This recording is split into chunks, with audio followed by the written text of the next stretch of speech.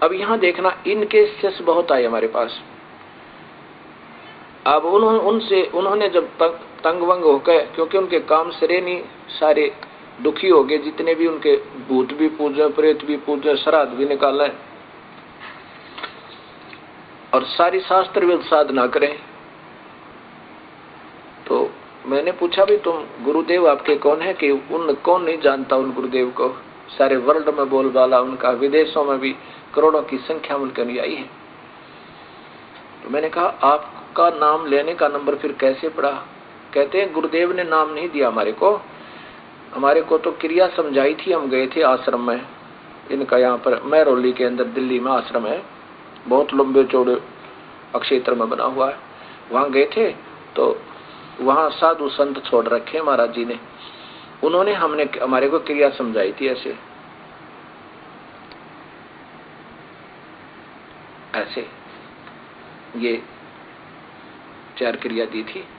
गुरुजी को से आप मिले हो या उन्होंने आपको डायरेक्ट ऐसे क्रिया करवाई है कि नहीं? फिर आपके गुरुजी कौन हुए? गुरुजी तो वो है जो प्रैक्टिकल करवावे और आमने सामने मंत्र देवे। गुरुजी बैठे अमेरिका में, वो तो बैठे अमेरिका में महात्मा जी, और नाम देव 3rd पर्सन, और गुरुजी वो, ये बहुत बढ़िया बात भाई। फेरे हुए किसी तक और पति कोई और, ये कभी आज तक सुना है किसी ने? अब जो और संत अभी आए हैं भक्तात्मा हमारे पास, इस परिभाषा प्रभु की सुनकर, वो कहते हैं जी वो तो पहले तो ऐसा किया करते थे, अब तो स्वयं ही क्रिया बताते हैं, अब किसी के माध्यम से नहीं बताते। उनको पता लग गया होगा कि ये तो सब ऐसे ऐसे कहानी हो रही है और फिर ये तो मर्यादा भंग हो रही है, फिर वो स्वयं क्रिया देने लग गए।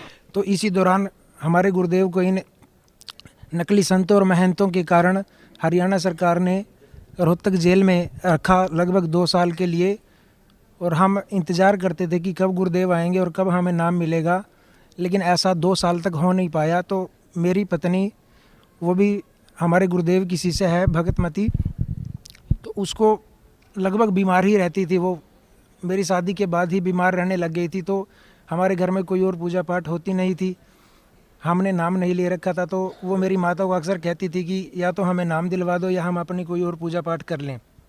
तो मेरी माता कहती थी भाई हम तो आपको कहेंगे नहीं पूजा पाठ करने के लिए, और नाम तो तभी मिलेगा जब गुरुदेव आएंगे। तो मेरे पिताजी ने 2-4 भगत जो आसपास के थे उनसे बात की, भी ऐसे ऐसे घर में दिक्कत है, पुत्र वधू बीमार रहती है। तो उन्होंने कहा भी कोई बात नहीं, गुरुदेव से प्रार्थना करेंगे। तो किसी भगत के माध्यम से गुरुदेव से प्रार्थना लगाई। गुरुदेव बोले उनको बोल दो कि जोत लगाना शुरू कर दें और दंडवत प्रणाम शुरू कर दें, और जब परमात्मा बाहर आएंगे तो आपको नाम मिल जाएगा। तो उसी दिन से हमने जोत लगानी शुरू कर दी। जोत तो पहले भी लगती थी, लेकिन प्रणाम करना शुरू कर दिया।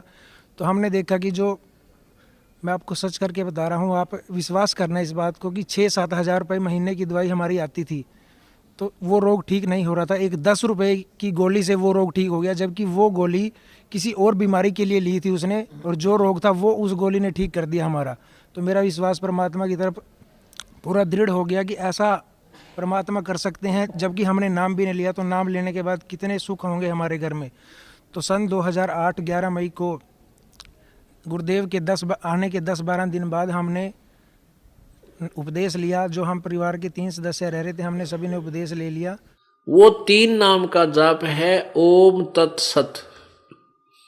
ओम ब्रह्म का जाप है, तत् ये परब्रह्म का, ये सांकेतिक जाप है, और सत्य ये पूर्ण परमात्मा का, ये भी सांकेतिक गुप्त है, जो ये दास बता सकता है, और कोई अधिकारी ही नहीं है। मान ले किसी भक्त ने नाम ले लिया और वो कहीं नाम देने लग जाता है, तो वो पाप का भागी है, अपराधी है, परमात्मा उसे माफ नहीं करेगा, क्योंकि अधिकारी नहीं है वो।